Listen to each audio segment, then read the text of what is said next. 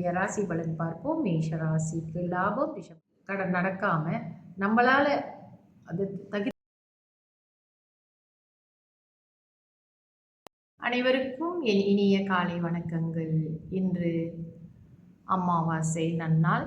நம்ம முன்னோர்களை வழிபாடு செய்து தர்ப்பணங்கள் செய்து அவர்களுடைய ஆசீர்வாதத்தை பெற்றுக்கொள்வோம். தொடர்ந்து இன்றைய பஞ்சாங்கம் பார்ப்போம். இன்றைய தேதி 16ஆம் தேதி 5ஆம் மாதம் 2026 சனிக்கிழமை, தமிழ் மாதம் வைகாசி. இன்றைய சூரிய உதயம் 7:02க்கு, சூரிய அஸ்தமனம் 7:18க்கு. இன்றைய திதி தேய்பிறை சதுர்தசி. முடியும் நேரம் இன்று காலை 7:41க்கு. அதன் பிறகு அமாவாசை ஆரம்பமாகும். இன்றைய நட்சத்திரம் பரணி. பரணி நட்சத்திரம் இன்று இரவு 8 மணிக்கு முடிவடைந்து இரவு 8 மணிக்கு முடிவடைந்து கார்த்திகை ஆரம்பமாகும். இன்றைய யோகம் சித்த யோகம், பிறகு அமிர்த யோகமாக வருகிறது. நல்ல நேரம் காலை 8:34 9:04 வரை. அதன் பிறகு 11:38 மதியம் 2:11 வரை. மாலை வேளையில் 6:16 7:18 வரை. ராகு கால நேரம் காலை 10:06 11:38 வரை. யமகண்ட நேரம் மதியம் 2:42 4:14 வரை. கூலிகன் காலை 7:02 8:34 வரை. சந்திராஸ்தம ராசி. இன்று கன்னி ராசி அன்பர்களுக்கு சந்திராஸ்தமம். இவர்களுக்கு நாளை அதிகாலை 1:16க்கு சந்திராஸ்தமம் முடிவடையும். இன்றைய ராசி பலன் பார்ப்போம். மேஷ ராசிக்கு லாபம், ரிஷப ராசிக்கு நன்மை, மிதுன ராசிக்கு உழைப்பு, கடக ராசிக்கு கவனம், சிம்ம ராசிக்கு பிரீத்தி, கன்னி ராசிக்கு புகழ், துலாம் ராசிக்கு வெற்றி, விருச்சிக ராசிக்கு அமைதி, தனுசு ராசிக்கு கவலை, மகர ராசிக்கு ஓய்வு, கும்ப ராசிக்கு புகழ், மீன ராசிக்கு தேர்ச்சி. இன்றைய விசேஷம் அமாவாசை தர்ப்பணம் மற்றும் கார்த்திகை விரதம். இன்றைய சுப ஓரைகள் பார்ப்போம். குரு ஓரை காலை 8:03 9:04 வரை. சுக்கிர ஓரை காலை 11:07 12:08 வரை. புதன் ஓரை மதியம் 12:08 மதியம் 1:10 வரை. சந்திர ஓரை மதியம் 1:10 2:11 வரை. குரு ஓரை மதியம் 3:12 4:14 வரை. சுக்கிர ஓரை மாலை 6:16 7:18 வரை. இவைகள் அனைத்தும் சுப ஓரைகள். உங்களுடைய நல்ல காரியங்களை இந்த ஓரைகளை பயன்படுத்தி கொள்ளுங்கள். தொடர்ந்து நம்மளுக்கு நிறைய எதிரிகள் இருப்போம் என்று நம்மளுக்கு எல்லோருக்கும் ஒரு எதிரிகள் இருக்காங்க அப்படின்ற ஒன்று இருக்கும் இல்லையா?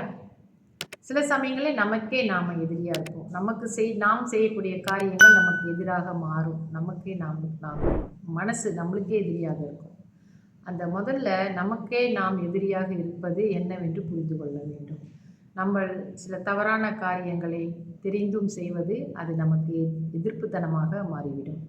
மற்றும் பிற மனிதர்களால் நமக்கு ஏற்படக்கூடிய எதிர்ப்பு தன்மைகள், இவைகளை வெற்றி அடைய வேண்டும் என்றால் ஆஞ்சநேயர் வழிபாடு மிக சிறப்பாக அமைந்து இதிலிருந்து நீங்கள் எதிரிகளை வெல்லக்கூடிய தன்மை உங்களுக்கு வந்துவிடும். கோளாறுகளான எண்ணங்கள் மனதிலே இருந்தாலும் கூட உங்களால் அதை வெற்றி கொண்டு நல்ல எண்ணங்களை உருவாக்கி கொள்ள முடியும். ஆஞ்சநேயர் வழிபாடு அவ்வளவு சிறப்பு வாய்ந்தது. வாகன விபத்துகளிலிருந்து தப்பிப்பதற்கு தேய்பிறை அஷ்டமி நாளில் காலபைரவரை வழிபாடு செய்யுங்கள். அதாவது உங்களுடைய ஜாதகங்களில் ஒரு மாரக திசையோ அல்லது பாதக திசையோ நடக்குது.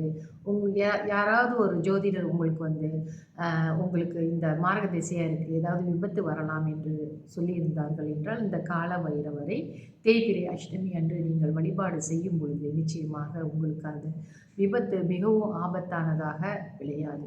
சில சமயங்களில் பெரிய பெரிய ஆபத்துகள் நடக்காமல் நம்மளால் அது தகித்து கொள்ளக்கூடிய அளவிற்கு சின்ன சின்ன காயங்களாக கூட முடிந்துவிடும்.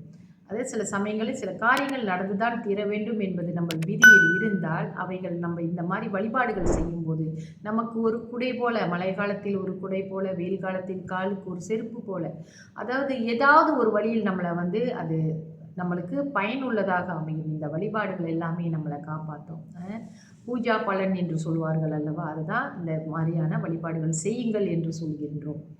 மற்றபடி திருமணம், குழந்தை பாக்கியம் இது கிடைக்கணும் அப்படின்னு சொன்னால் திருச்செந்தூர் முருகனும் வள்ளி தெய்வானையோடு அவர்களை நம்ம வழிபாடு செய்து வந்தோம் என்றால் நம்மளுடைய சந்ததிகள் வளர்ச்சி அடையும். அதன் பிறகு தடைகள் வந்துக்கிட்டே இருக்குது. அடிக்கடி உங்களுடைய வாழ்க்கையில் எது எடுத்தாலும் தடங்கள் ஆகி கொண்டே இருக்குன்னா கொஞ்ச நாளைக்கு பிள்ளையாரை போயிட்டு அரச மரத்து பிள்ளையாரை போய் வழிபாடு செய்யுங்கள்.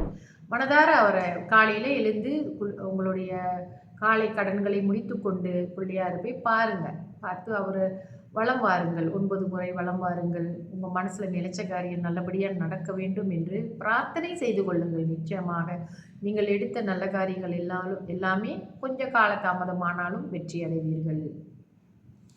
அடுத்தபடியாக பாவங்கள் நீங்க வேண்டும். தலைவிதி மாறாதுன்னு சில பேர் சொல்லிக்கிட்டு இருப்பாங்க.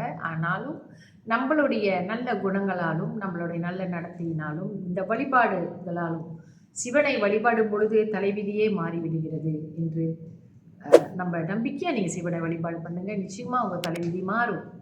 காலத்தில் ஒரு நல்ல வாழ்க்கை உங்களுக்கு அமைவதற்காக வழிகளை சிவபெருமான் உங்களுக்கு காட்டுவார்.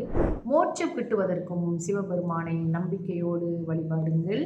அந்த பிரதோஷ காலங்களிலும் மாத சிவராத்திரி, ஒரு வருடத்திற்கு வருகின்ற மகா சிவராத்திரி இவைகளை வழிபாடுகளில் நீங்கள் கலந்து கொண்டு இந்த வழிபாடுகளை செய்தீர்கள் என்றால், விரத காலங்களை நீங்கள் ஏற்றுக்கொண்டு செய்தீர்கள் என்றால் நிச்சயமாக உங்கள் வாழ்க்கையிலே ஒரு நல்ல விஷயங்கள் கொஞ்சம் கொஞ்சமாக மாறுதல்கள் ஏற்பட்டு நல்ல விஷயங்களை நீங்கள் அடைவீர்கள். என்றுமே உங்கள் மனசில் ஒரு நம்பிக்கையோடு இந்த விரத காலங்களை ஏற்று செய்யுங்கள். நன்றி, வணக்கம்.